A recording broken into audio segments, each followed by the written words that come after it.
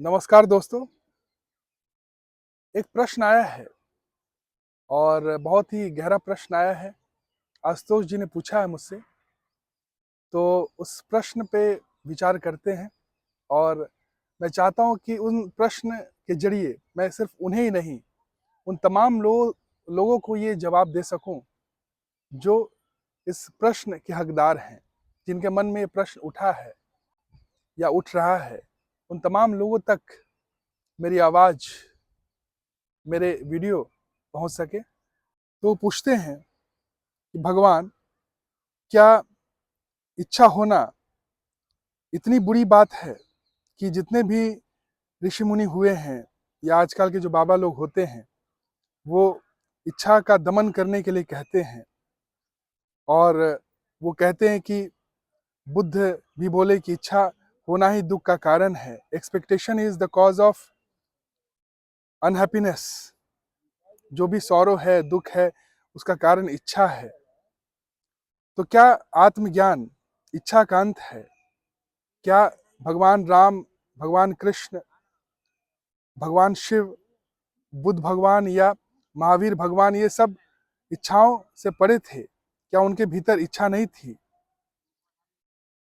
तो क्या आप मुझे ये प्रश्न का जवाब दे सकते हैं? मन में बहुत ही व्याकुलता है और तीव्र इच्छा है ये जानने की, क्या मेरी जो अशांति है उसे आप शांत कर सकते हैं? तो बहुत ही गहरा प्रश्न उन्होंने पूछा है। मुझे बहुत अच्छा लगा ये प्रश्न, क्योंकि जितना आपका ज्ञान होगा उसी अनुरूप आप उस चीज को डिक्रिप्ट कर पाओगे। जो भी हाईएस्ट स्टेट से जो लिखा गया है, गुरु का जो वाणी है, उसे कोई लोअर लेवल पे डिक्रिप्ट नहीं कर सकता है।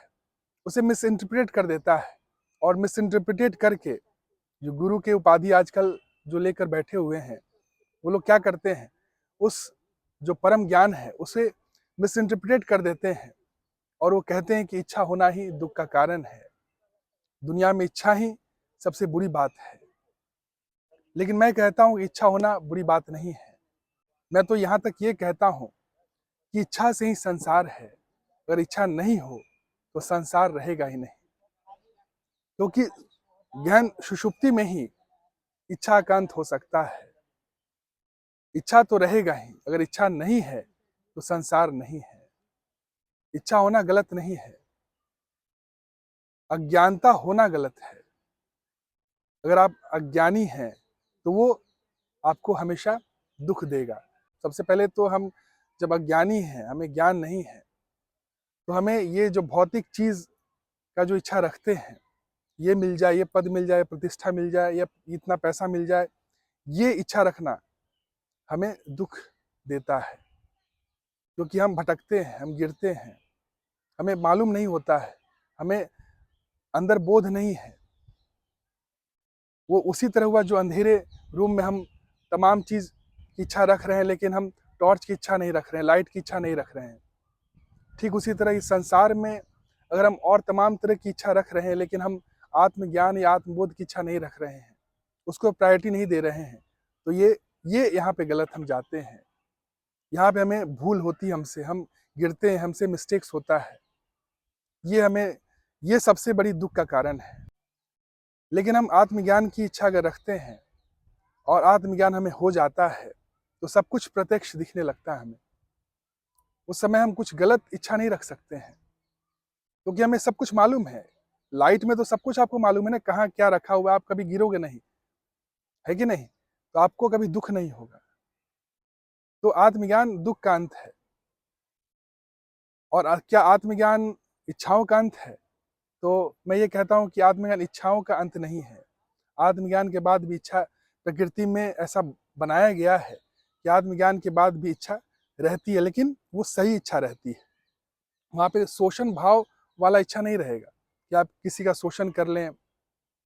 जैसे आपको भूख लगी तो आप मुर्गा काट के खा लें, या बकरी या गाय काट के खा लें, ये वाली इच्छा नहीं रहेगी आपके भीतर। तो दूसरों का शोषण करके बड़ा बनना, ये वाला जो जो इच्छा रहता है अज्ञानता में, ये इच्छा नहीं रहेगा। आपके भीतर करुणा आएगा, आपके भीतर दया आएगा, आपके भीतर प्रेम आएगा। और उस प्रेम से और ज्ञान से भरा हुआ जो इच्छा आएगा, वो इच्छा क्या रहेगा कि हम कितना ज्ञान लोगों तक दे दें, पहुंचा दें। जो परम आनंद, परम शांति को जो आप अनुभव किए हो, वो बांटने की इच्छा रहेगी आपके भीतर। और वो जितने भी जो महापुरुष हुए हैं, जो ज्ञानी हुए हैं, जो बुद्ध हुए हैं, जो भगवान हुए हैं, वो यही किए हैं। आप कबीर को ले लीजिए, तुलसीदास को ले लीजिए, भगवान कृष्ण को ले लीजिए, शिव को ले लीजिए, बुद्ध को ले लीजिए, महावीर को ले लीजिए, गुरु नानक को ले लीजिए। जितने भी महापुरुष हुए हैं, जो आत्मज्ञानी हुए हैं, बुद्ध हुए हैं, वे सब जो भी ज्ञान पाए हैं उसे वो बांटे हैं। तो वो बांटने का जो इच्छा रहता है, वो इच्छा रहेगा। और ये इच्छा सृष्टि में ऐसा बनाया गया। अगर इच्छा नहीं हो, आप बोलें कि इच्छा अगर नहीं रहे तो क्या होगा? अगर ये इच्छा नहीं रहे तो जैसे स्कूल में टीचर नहीं रहे, सिर्फ स्टूडेंट रहे, स्टूडेंट पढ़ ले, सब कुछ पास कर ले और निकल जाए, तो क्या होगा? कोई दूसरा स्टूडेंट पढ़ पाएगा? नहीं पढ़ पाएगा। इसलिए टीचर वहाँ पे बनाता है। कैसे बनता है? ये सिस्टम बनाया गया है, स्कूल बनाया गया। उसी तरह ये जो जीवन है, ये जो प्रकृति है, उसमें ऐसा बनाया गया है कि आत्मज्ञानी को भी इच्छा रहता है ज्ञान बांटने का, ज्ञान देने का। वो सेम प्लेटफॉर्म रहेगा, जैसे क्लासरूम में प्लेटफॉर्म तो सेम रहता है। वहाँ पे जो टीचर बैठते हैं और स्टूडेंट एक साइड बैठते हैं और टीचर एक साइड बैठते हैं। जो स्टूडेंट रहते हैं वो रिसेप्टर साइड में रहते हैं, रिसीवर साइड में रहते हैं। और जो टीचर होते हैं वो गिवर साइड में रहते हैं, वो ज्ञान देते हैं। और जो स्टूडेंट होते हैं वो क्या है? ज्ञान को लेते हैं। ठीक उसी तरह जो आत्मज्ञान को प्राप्त कर लेता है, जो आत्मज्ञानी होते हैं, वो ज्ञान को एक देते हैं, बांटते हैं। और जो साधक होते हैं वो ज्ञान को लेते हैं। तो उन्हें ज्ञान पाने की इच्छा होती है और इन्हें ज्ञान देने की इच्छा होती है। तो ये जो दो हुआ, ये सही हुआ। ये इच्छा होना सही है, तो इच्छा होना गलत नहीं है। इसमें शोषण भाव नहीं रहेगा और उन्हें जीवन का सब कुछ मालूम चल जाता है। उन्हें जीवन जीने का जो ढंग है उन्हें मालूम चल जाता है। तो जो रास्ते पे चलते हैं, उस रास्ते पे वो कभी गलत नहीं करते हैं। उनका जो इंटेंशन होता है वो प्योर रहता है। प्योर इंटेंशन के साथ वो जीवन को जीते हैं। और उस भाव में जो भी वो कर्म करते हैं, उसे ही निष्काम कर्म कहते हैं। और वो जो भी करते हैं उससे समाज का भला ही होता है। वो कभी समाज के लिए बुरा नहीं सोचते हैं। उनके भीतर कोई शोषण भाव नहीं रहता है, प्रेम भाव रहता है, दया भाव रहता है, करुणा भाव रहता है। जैसे टीचर को होता है, टीचर कभी ईर्ष्या नहीं करता है स्टूडेंट से। ठीक उसी तरह आत्मज्ञानी कभी लोगों से ईर्ष्या नहीं करता है। ईर्ष्या उसके भीतर रह ही नहीं सकता है। राग और द्वेष उसके भीतर नहीं रह सकता है।